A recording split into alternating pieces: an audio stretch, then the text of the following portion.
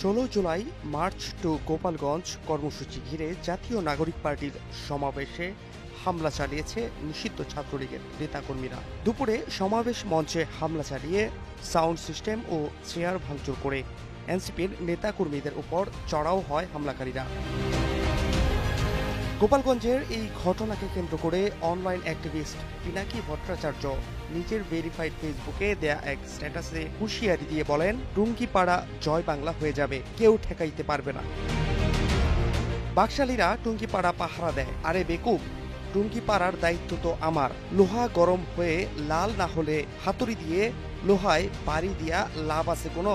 বাকশালীদের অধ্যত্ব আর জনগণের ঘৃণা সেই পর্যায়ে পৌঁছালেই টুঙ্গিপাড়া জয় বাংলা হয়ে যাবে, কেউ ঠেকাইতে পারবে না। টুঙ্গিপাড়াকে রক্ষার রাস্তা দেখিয়ে পিনাকি বলেন, টুঙ্গিপাড়া বাঁচানোর একমাত্র রাস্তা হইতেছে বাকশালীদের জাতির কাছে ক্ষমা চাওয়া, নয়তো অপেক্ষা করো লোহা গরম হওয়া। পিনাকির শপথ মিস হয় না, যা কইছি কইরা দেখাইব।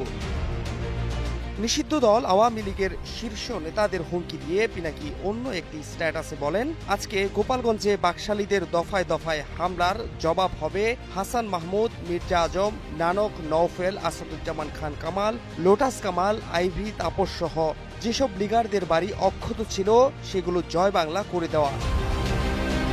একই দিন সকালে ফেসবুকে দেয়া আরেকটি পোস্টে পিনাকি প্রশ্ন করেন, গোপালগঞ্জ কি হিন্দুস্তান যে সেখানে আমাদের যেতে ভিসা লাগবে? এর আগে সকালে এনসিপিকে গোপালগঞ্জে ঢুকতে দেবে না বলে পুলিশের একটি গাড়িতে ভাঙচুর সহ অগ্নিসংযোগ ঘটায় এবং জেলার বিভিন্ন সড়ক অবরোধ করে রাখে নিষিদ্ধ সংগঠন ছাত্রলীগ। হামলা হয় উপজেলা নির্বাহী কর্মকর্তার গাড়িতেও। এই ঘটনায় আহত হন পুলিশের 3 সদস্য। দুপুরে গোপালগঞ্জ শহরের পৌর পার্কে আয়োজিত সমাবেশে যোগ দেন এনসিপির আহ্বায়ক নাহিদ ইসলাম, দক্ষিণাঞ্চলের সংগঠক হাসনাত আব্দুল্লাহ, উত্তরাঞ্চলের সার্জিস আলম সহ কেন্দ্রীয় নেতারা। নেতাদের আগমনে ইনকিলাব জিন্দাবাদ স্লোগানে মুখর হয়ে ওঠে সমাবেশ স্থল। গোপালগঞ্জে সমাবেশ শেষে মাদারীপুর ফেরার সময় এনসিপির গাড়ি বহরে আবারও হামলা চালায় নিষিদ্ধ ছাত্রলীগের নেতাকর্মীরা।